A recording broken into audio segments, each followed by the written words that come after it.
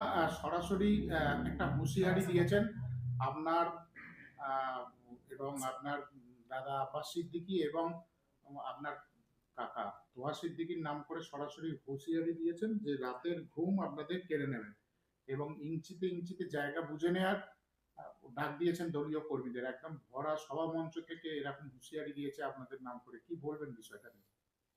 আমার কাকার বিষয় যেটা বলছেন, উনি মমতা ব্যানার্জির খুব ক্লোজ। সে বিষয়টা নিশ্চিতভাবে কাকা বুঝে নেবেন। চুনোপুটিদেরকে পাত্তা দেয় না, আমি দেখছি ইদানিংকালে ওর বিরুদ্ধে যথেষ্ট মুখ খুলছে। এখন বিষয় হচ্ছে নওশাদ সিদ্দিকী, আব্বাস সিদ্দিকী। আমরা ওই তৃণমূল কংগ্রেসের শওকত মোল্লা সাহেব যে লেভেলের নেতা, ৮-৯০০ নেতা আছে ওই তার দলে এই ধরনের, তোর কথায় আমরা পাত্তা দিই না। আমাদের লড়াই মমতা ব্যানার্জির রাজনৈতিক যে মতদর্শ পশ্চিমবাংলায় নিয়ে এসছে বা ক্ষমতায় থাকার পরে যে অন্যায়গুলো করছে তার বিরুদ্ধে লড়াই। সুতরাং কে কি ডায়লগবাজি করলো, স্ট্যান্ডবাজি করলো, ওতে আমরা পাত্তা দিই না। কারণ তার প্রমাণ হচ্ছে আমাদের শহীদ মিনারে পার্টির প্রতিষ্ঠা দিবসকে চ্যালেঞ্জ করে একটা প্রোগ্রাম করতে গিয়েছিল।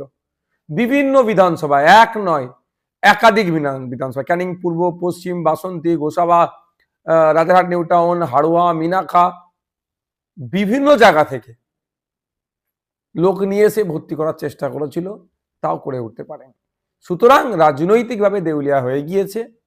মিডিয়ায় টিকে থাকার জন্য নওশাদ সিদ্দিকী, আইএসএফ, আব্বাস সিদ্দিকী সম্পর্কে সমালোচনা করো, মিডিয়ায় টিকে থাকবে, এর বাইরে কিচ্ছু না।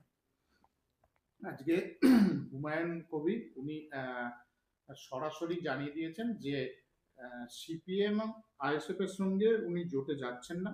তার কারণ সিপিএম এবং আইএসএফ আসন সমঝোতা নিয়ে যে পরিমাণে সিট দাবি করছে সেটা নিয়ে তিনি রাজি নন। তাই আগামী দিনে নীল সহ একাধিক দলকে নিয়ে আগামী 25 তারিখে জোটের জন্য তার নিজস্ব এজেন্ডা বা নিজস্ব প্রার্থী ঘোষণা করতে পারেন, এরকম একটা দিয়েছেন এবং পরিষ্কার করে দিয়েছেন আইএসএফ বা সিপিএম এর সঙ্গে তিনি জোটে যাচ্ছেন না বা যাবেন না। আমাকে কি প্রশ্ন করছেন? উনি ওনার মন্তব্য, আমার প্রশ্ন কি? আমার জন্য প্রশ্নটা কি? দেখছেন উনি যেটা বলেছেন? দেখুন, উনি আগে একবার স্টেজে উঠে বলেছিলেন যে স্টেজ থেকে বলেছিলেন সিপিএম কে কটা সিট দেবো, আইএসএফ কে কটা সিট দেবো, কংগ্রেসকে কটা সিট ছাড়বো। আমি সেই সময় প্রতিক্রিয়া দিয়েছিলাম। আজকের দিনেও বলছি, আমরা সিপিএম এর সাথে একটা আলোচনায় আছি। আমরা একটা সিট, নির্দিষ্ট একটা সিটের জন্য আলোচনা চলছে, কোন কোন সিটে দাঁড়াবে এটা নিয়ে চলছে, এই এক পর্যায়ে আছে। বাকি কে কোথায় থাকবে, কার সাথে যাবে না যাবে, সেটাকে আমি তো জোর করে আটকে রাখতে পারি না। তবে একটা কথা আমাদের এ রাখা দরকার যে বিজেপি তৃণমূলের বিরুদ্ধে ভোট না ভাগ হয়ে যায়, এটা আমাদের মাথায় রাখতে হবে। কারণ এর আগে উনি জোটের ব্যাপারে আগ্রহ প্রকাশ করেছিলেন এবং উনি জানিয়েছিলেন সিপিএম এর পাশাপাশি আইএসএফ এর সাথেও যাতে জোট হয় তার জন্য আলোচনা করতে প্রস্তুত, এবং তিনি আপনার সঙ্গে আলোচনা করেছিলেন, এরকমও বক্তব্য শুনতে শোনা গেছিল। উনি ফুটপড়াতে এসেছিলেন, তারপর অনেকটাই উনি পজিটিভ সিগন্যাল দিয়েছিলেন জোট নিয়ে, কিন্তু তারপরে হঠাৎ উনি বলছেন যে কারোর সঙ্গে জোট হবে না, আসন সমঝোতা নিয়ে যা শর্ত দিচ্ছে মেনে নেওয়া যাবে না। মানে কতটা আমরা আমাদের পক্ষ থেকে হুমায়ুন কবির সাহেবকে কোনো সিটে নিয়ে কথা হয়নি, বলিনি যে এই এতগুলো সিট লাগবে কি এত লাগবে না। আমরা বামেদের সাথে আলোচনা হয়েছে। উনি তো সরাসরি আপনাদের নাম করেও বলছেন আইএসএফ এবং সিপিএম। যদি উনি ওনার বলছেন বলতে পারেন, কিন্তু আমরা বলছি যে আমরা কংগ্রেসকে বা হুমায়ুন কবির সাহেবকে বা অন্য কাউকে বাম ছাড়া যে আমরা মুর্শিদাবাদ, মালদা, দিনাজপুর, পশ্চিমবাংলায় এত কটা সিটে লড়াই করবো, এই ধরনের প্রস্তাব বা এই ধরনের আলোচনা সিট ভিত্তিক কারোর সাথে কোনোদিন আমরা করিনি। তার মানে সিট নিয়ে শুধুমাত্র সিপিএম এর সঙ্গে হ্যাঁ, আমাদের আলোচনা হচ্ছে। শুধু সিপিএম এর সাথে আমাদের না, আমাদের সহযোগী বেশ কয়েকটা শক্তি আছে যারা বিজেপি তৃণমূলের বিরুদ্ধে লড়াই করে, তাদের নিয়েও আমাদের সাথে আমরা আলোচনা করেছি। আচ্ছা, আরেকটা প্রশ্ন ছিল, সেটা হচ্ছে যে নির্বাচন কমিশন 7 জনকে